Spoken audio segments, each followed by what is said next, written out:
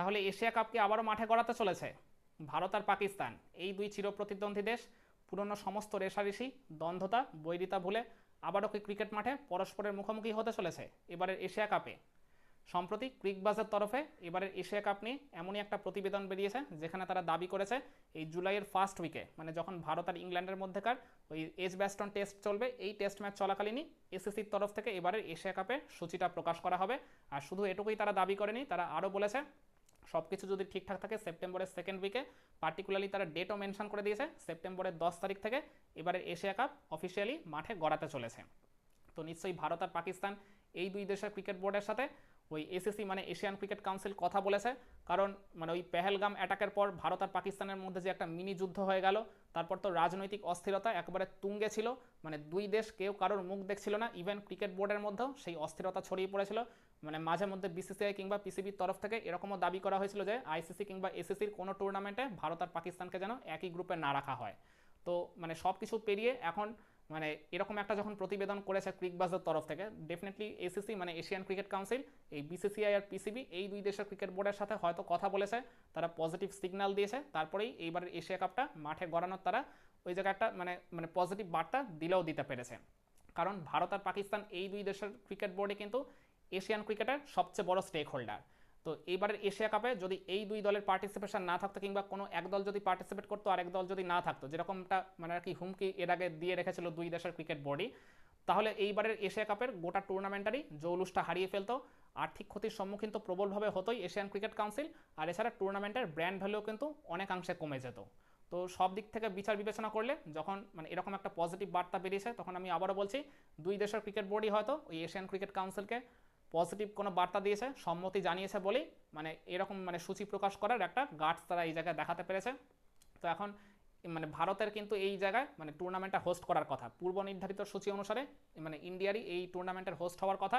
তো India host হলে তো আবার মানে টুর্নামেন্টটা তখন ওই হাইব্রিড মডেলে আয়োজন করতে হবে, কারণ 2025 সালে চ্যাম্পিয়ন্স ট্রফি খেলতে ভারত যেহেতু পাকিস্তানে যায়নি, তারপর ওই আইসিসি এরকম একটা ডিসিশন নিয়েছিল যে ভারত আর পাকিস্তান এর পরবর্তীতে 2028 সাল পর্যন্ত কোনো আইসিসি বা এসিসি যে কোনো টুর্নামেন্টে যখন হোস্ট হিসেবে তারা থাকবে, মানে অপর দল তারা কিন্তু ওই মানে এই পার্টিকুলার দেশে তো তারা খেলতে যাবে না, তাদের জন্য ওই হাইব্রিড মডেলের টুর্নামেন্টের আয়োজন করা হবে, মানে তারা অন্য কোনো সেকেন্ড কোন কান্ট্রিতে মানে অন্য কোনো ভেন্যুতে তারা নিজেদের ম্যাচগুলো খেলবে। ইভেন সেমিফাইনাল ফাইনালের ক্ষেত্রেও ওই একটা ফ্লেক্সিবিলিটি রাখা হয়, ঠিক যেমনটা এবারে চ্যাম্পিয়ন্স ট্রফিতে রাখা হয়েছিল।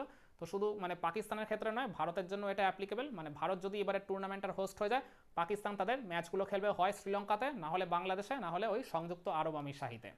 তো এখন এটাই দেখার যে এশিয়ান ক্রিকেট কাউন্সিল টুর্নামেন্টটাকে ঠিক কীভাবে হোস্ট করে। আর এরকম একটা বার্তা শোনা যাচ্ছিল যে মানে এই হাইব্রিড মডেলের টুর্নামেন্ট আয়োজন করা তো বেশ ঝক্কির একটা ব্যাপার, মানে দুইটা দেশকে একসাথে মিলে আর কি যেহেতু হোস্ট করতে হয়, তো সেই কারণে মানে এশিয়ান ক্রিকেট কাউন্সিলের একটা বড় অংশ নাকি চাইছে যে মানে ভারত থেকে টুর্নামেন্টটা সরিয়ে ওই সংযুক্ত আরব আমিরশাহিতে শিফট করতে, তাহলে ওই একটা দেশেই আর কি এককভাবে টুর্নামেন্টটা আয়োজন করা যাবে, এই হাইব্রিড মডেল টডেলের কোনো আর ব্যাপার আসবে না বলে। কিন্তু এই জায়গায় আলটিমেট কলটা আমার মনে হয় বিসিসিআই নেবে, কারণ বিসিসিআই যদি এই জায়গায় টুর্নামেন্টের হোস্ট রাইটটা যদি তারা ছেড়ে দেয়, তাহলে এই ডিসিশনটা এসিসি নিতে পারে যে কোনো দেশে তারা টুর্নামেন্টটা হোস্ট করবে, কিন্তু বিসিসিআই যদি ওই পূর্ব নির্ধারিত সূচি অনুসারে হোস্টিং রাইটটা না ছাড়ে, তাহলে তো ওই মানে হাইব্রিড মডেলেই টুর্নামেন্টটা আয়োজন করতে হবে।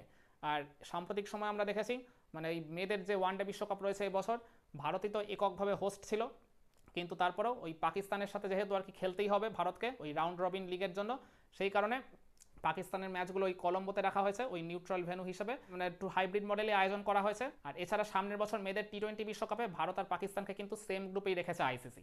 তো এই জায়গায় প্রথমে ভারত আর পাকিস্তান যতই বলুক না কেন, ওই রাজনৈতিক অস্থিরতার পর যে আমরা একই গ্রুপে খেলবো না বা মানে ক্রিকেট মাঠের সেভাবে পরস্পরের মুখোমুখি হতে চায় না, মানে আইসিসি আর এসিসি এই বাস্তবতা তো জানে যে ভারত আর পাকিস্তানের একটা ম্যাচ দিয়ে, সেটা ছেলেদের ক্রিকেটে হোক বা মেয়েদের ক্রিকেটে হোক, ওডিআই বা টি-20 যে ফরম্যাটেই হোক না কেন, এই একটা ম্যাচ দিয়ে যে আয় তারা করে থাকে, গোটা টুর্নামেন্টের বাকি ম্যাচগুলো দিয়ে তার অর্ধেক আয়ও হয় কিনা ডাউট আছে। তো সেই কারণে ভারত পাকিস্তান ম্যাচ মানে একটা সোনার হরিণ।